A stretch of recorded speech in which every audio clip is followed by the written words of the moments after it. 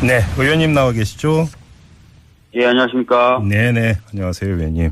네. 자, 일부 반발하는 목소리가 나오고 있습니다. 예를 들어서 자유한국당 같은 경우 논평을 냈는데요. 이 국정농단도 그렇고 세월호도 그렇고 이미 수사할 만큼 다 한 거 아니냐? 왜 다시 건드리느냐? 이렇게 지금 공격을 하고 나섰는데요. 어떻게 받아들이세요?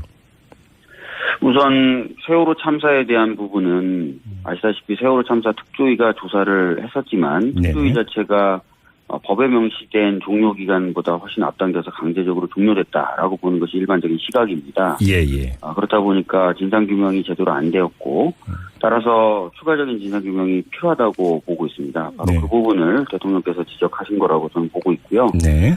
국정농단 관련돼서도 특검과 검찰 특별수사본부가 수사는 했다고 하지만 우병우 전 민정수석과 관련된 부분이라든지 이런 부분은 미흡하다라는 평가들이 있었습니다. 그래서 전반적으로 수사 상황을 점검해보고 제대로 되지 않은 부분들을 다시 좀 점검해보라라는 취지로 말씀하셨다고 생각하고 있습니다. 알겠습니다. 뭐 자유한국당뿐만 아니라 일부 보수 언론 같은 경우도 이런 지시가 국민 분열과 갈등을 몰고 올 뿐이다. 이렇게 지금 공격을 하고 있는데요. 이것도 부적절한 공격이다. 이렇게 보시는 거죠? 예, 그렇습니다. 왜냐하면은 지난 겨울에 국민분들께서 이제 촛불을 들고 광장에 나오셨던 이유가 바로 국정농단 그리고 세월호 관련된 진상규명의 부족 이런 것들을 주장하시기 위하셨었거든요. 네네. 그래서 이런 부분에 있어서 미비점이 있다면은 그것을 확인해서 다시 조사한다거나 또는 빠진 부분에 대해서 다시 검토하는 것은 국민적 요구에 부응하는 것이거든요. 이것이 어떤 특정한 세력들을 공격하기 위한 정치적 공세로 받아들이는 것 자체가 국민들의 어떤 열망이나 이런 것들을 잘못 해석하고 있다라고 보여집니다. 알겠습니다. 자, 그럼 이제 구체적인 방법에 대해서 좀 살펴봐야 될 것 같은데요. 이 국정농단 사건, 특히 이제 정윤의 문간 파동을 이제 콕 찍어서 이제 문재인 대통령이 언급을 하시기도 했는데, 자, 조사라는 단어를 썼습니다. 이거 어떻게 하겠다라는 건가요? 일단은 그 워딩 자체만을 본다면은 이제 조사라는 표현을 쓰셨기 때문에 조사와 수사는 구별이 되는 것이거든요. 그렇죠. 범죄 혐의를 전제로 해서 수사기관들이 하는 것이고 조사는 특정 범죄 혐의가 전제되어 있지 않더라도 그 사실관계라든지 또 원인, 결과 이런 것들을 점검해 보는 것을 의미하는 거고 행정기관들도 할 수 있는 것입니다. 그래서 일단은 조사를 얘기하신 거기 때문에 전반적으로 이제 살펴보겠다라는 취지로 좀 받아들여 주시면 될 것 같아요. 그러면 이제 조사의 주체가 검찰이 아니라 민정수석실 이렇게 이해를 하면 되는 건가요? 예, 민정수석실 차원에서 이제 행정조사의 방법을 통해 가지고 조사를 하겠죠. 수사라는 것은 아까 말씀드렸던 것처럼 특정 범죄 혐의를 딱 전제해 놓고 그런 범죄 혐의가 있는지 없는지를 파헤치는 거라면은 그냥 광범위하게 잘못된 것이 없는지 살펴보는 것이기 때문에 행정수석실을 중심으로 조사를 한다 이렇게 보시면 될 것 같습니다. 알겠습니다. 그리고 세월호에 대한 조사 같은 경우는요? 세월호 관련된 조사에 대해서는 이제 대통령께서 후보 시절에도 여러 차례 얘기를 했어요. 이미 발의되어 있고 신속 처리 안건으로 지정되어 있는 법의 처리 시한을 국회에서 좀 당겨줄 수 있으면 좀 그렇게 해줬으면 좋겠고 안 된다면은 대통령 직속기구 비슷하게 해서 조사위원회를 만들어서 조사를 하겠다라는 것이거든요. 대통령 직속으로 놓고 그런 차원의 조사기구 수립 및 조사 이렇게 이해하시면 될 것 같습니다. 근데 만약에 대통령 직속 기구로 놓고 막 위원회라든지 이런 형태를 꾸려서 조사를 한다고 하더라도 사실은 세월호 특조위가 출범하기 전후에서도 이제 계속 이야기가 됐던 게 수사권이라든지 이런 게 확실히 갖춰지지 않은 상태에서 제대로 조사가 될 수 있겠느냐 이런 얘기가 좀 있지 않았었습니까? 그렇습니다. 그런 부분은 이제 그 대통령 직속기구로 만들어서 조사를 하는 부분에 있어서는 여전히 이제 약점으로 작용될 수도 있는데요. 이제는 과거 박근혜 전 대통령 시절에서는 조사나 수사에 대해서 좀 소극적이었고 심지어는 저항까지 하는 상태였다면 지금 현재는 정부와 정권 자체가 진상규명을 위해서 노력하겠다라는 상황이기 때문에 상황은 좀 많이 다를 수 있다라고 봅니다. 뭐 이게 이제 그 국회에서 제2의 특조위 같은 경우 법률안을 좀 통과를 시켜서 법적 기구화 해가지고 다시 조사하는 방법 이런 걸 어떻게 보세요? 그건 아까 말씀드렸듯이 작년 말에 법안을 발의해서 신속 처리 안건을 지정을 해놨습니다. 그랬었죠. 그래서 올해 11월에 이제 통과 예정인데 그래서 대통령님도 이 11월에 통과 예정인 것을 좀 당길 수 있으면 좀 당겨봐달라는 얘기를 여러 차례 했던 거예요. 근데 이제 그러려면은 이제 자유한국당이라든지 바른정당 같이 소극적 자세를 갖고 있는 정당들과 협상과 협의를 해야 되는 건데, 네. 이게 이제 여의치 않을 경우에는 계속해서 시간을 가도록 놔둘 수는 없으니, 네. 대통령 직속기구로 해서라도 좀 1차적인 조사를 좀 시작하겠다라는 의지를 갖고 계신 건데, 네. 국회 차원에서도 이제 협상을 통해 가지고 그 기한을 좀 당기려고 노력을 해보려고 합니다.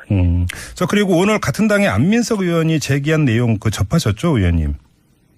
죄송합니다만. 세월호 관련해서 위문관 1층 서버에 그 중요한 내용이 담겨 있다라는 제보를 받았다 이렇게 밝히지 않았습니까? 네. 그 부분은 이제 사실 이제 대통령 지정 기록물로 분류가 돼 있으면 아시다시피 30년까지도 공개하지 않을 수 있는 부분인데, 네. 검찰 수사 단계나 이럴 때 필요하면 이제 고등법원장의 허가를 받아서 공개를 할 수가 있어요. 네. 그래서 이제 이후에 검찰의 어떤 수사라든지 또는 이런 것들을 통해서 좀 공개할 수 있도록 해보는 방법도 고민해 볼 수는 있겠는데, 네네. 구체적인 경로나 이런 것들에 대해서는 고민된 바는 없습니다. 네. 알겠습니다. 자, 말씀 여기까지 듣죠. 고맙습니다, 의원님. 예, 감사합니다. 네, 지금까지 더불어민주당의 박주민 의원과 함께했습니다. 알겠습니다. 자, 그럼 이제 구체적인 방법에 대해서 좀 살펴봐야 될 것 같은데요. 이 국정농단 사건, 특히 이제 정윤의 문건 파동을 이제 콕 찍어서 이제 문재인 대통령이 언급을 하시기도 했는데, 네. 자, 조사라는 단어를 썼습니다. 이거 어떻게 하겠다라는 건가요? 일단은 그 워딩 자체만을 본다면은 이제 조사라는 표현을 쓰셨기 때문에, 네. 조사와 수사는 구별이 되는 것이거든요. 그렇죠. 예. 범죄 혐의를 전제로 해서, 수사기관들이 하는 것이고, 조사는 특정 범죄 혐의가 전제되어 있지 않더라도 그 사실관계라든지 또 원인, 네. 결과 이런 것들을 점검해 보는 것을 의미하는 거고, 예. 행정기관들도 할 수 있는 것입니다. 네. 그래서 일단은 조사를 얘기하신 거기 때문에 전반적으로 이제 살펴보겠다라는 취지로 좀 받아들여 주시면 될 것 같아요. 그러면 이제 조사의 주체가 검찰이 아니라 민정수석실 이렇게 이해를 하면 되는 건가요? 예, 민정수석실 차원에서 이제 행정조사에. 네, 의원님 나와 계시죠? 예, 안녕하십니까? 네네, 안녕하세요, 의원님. 네. 자, 일부 반발하는 목소리가 나오고 있습니다. 예를 들어서 자유한국당 같은 경우 논평을 냈는데요. 이 국정농단도 그렇고 세월호도 그렇고 이미 수사할 만큼 다 한 거 아니냐? 왜 다시 건드리느냐? 이렇게 지금 공격을 하고 나섰는데요. 어떻게 받아들이세요? 우선 세월호 참사에 대한 부분은 아시다시피 세월호 참사 특조위가 조사를 했었지만 특조위 자체가 법에 명시된 종료기간보다 훨씬 앞당겨서 강제적으로 종료됐다라고 보는 것이 일반적인 시각입니다. 예. 그렇다 보니까 진상규명이 제대로 안 되었고 따라서 추가적인 진상규명이 필요하다고 보고 있습니다. 바로 그 부분을 대통령께서 지적하신 거라고 저는 보고 있고요. 네. 국정농단 관련돼서도 특검과 검찰 특별수사본부가 수사는 했다고 하지만 우병우 전 민정수석과 관련된 부분이라든지 이런 부분은 미흡하다라는 평가들이 있었습니다. 그래서 전반적으로 수사 상황을 점검해보고 제대로 되지 않은 부분들을 다시 좀 점검해보라라는 취지로 말씀하셨다고 생각하고 있습니다. 알겠습니다. 자유한국당뿐만 아니라 일부 보수 언론 같은 경우도 이런 지시가 국민 분열과 갈등을 몰고 올 뿐이다. 이렇게 지금 공격을 하고 있는데 이것도 부적절한 공격이다. 이렇게 보시는 거죠? 예, 그렇습니다. 왜냐면은 지난 겨울에 국민분들께서 이제 촛불을 들고 광장에 나오셨던 이유가 바로 국정농단 그리고 세월호 관련된 진상규명의 부족 이런 것들을 주장하시기 위하셨었거든요. 네네.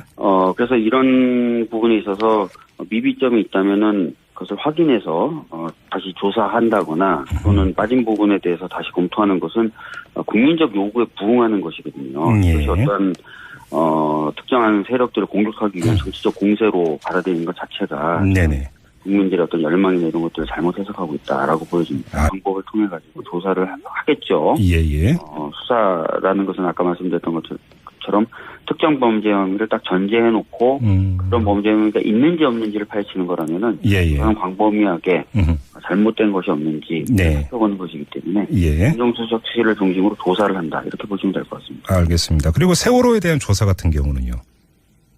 세월호 관련된 조사에 대해서는 이제 대통령께서 후보 시절에도 여러 차례 얘기를 했어요. 이미 발의되어 있고 신속 처리 안건으로 지정되어 있는 법의 처리 시한을 국회에서 좀 당겨줄 수 있으면 좀 그렇게 해줬으면 좋겠고 안 된다면은 대통령 직속기구 비슷하게 해서 조사위원회를 만들어서 조사를 하겠다라는 것이거든요. 아, 대통령 직속으로 놓고. 예. 네, 그런 차원의 조사기구 수립 및 조사 이렇게 이해하시면 될 것 같습니다. 근데 만약에 대통령 직속 기구로 놓고 막 위원회라든지 이런 형태를 꾸려서 조사를 한다고 하더라도 네. 사실은 세월호 특조위가 출범하기 전후에서도 이제 계속 이야기가 됐던 게 수사권이라든지 네. 이런 게 확실히 갖춰지지 않은 상태에서 제대로 조사가 될 수 있겠느냐 이런 얘기가 좀 있지 않았었습니까? 그렇습니다. 그런 부분은 이제 그 대통령 직속 기구로 만들어서 조사를 하는 부분에 있어서는 여전히 이제 약점으로 작용될 수도 있는데요. 이제는 과거 박근혜 전 대통령 시절에서는 조사나 수사에 대해서 좀 소극적이었고 심지어는 저항까지 하는 상태였다면 지금 현재는 정부와 정권 자체가 진상규명을 위해서 노력하겠다라는 상황이기 때문에 상황은 좀 많이 다를 수 있다라고 봅니다. 뭐 이게 이제 그 국회에서 제2의 특조위 같은 경우 법률안을 좀 통과를 시켜서 법적 기구화 해가지고 다시 조사하는 방법 이런 걸 어떻게 보세요? 그건 아까 말씀드렸듯이 작년 말에 법안을 발의해서 신속 처리한 건을 지정을 해놨습니다.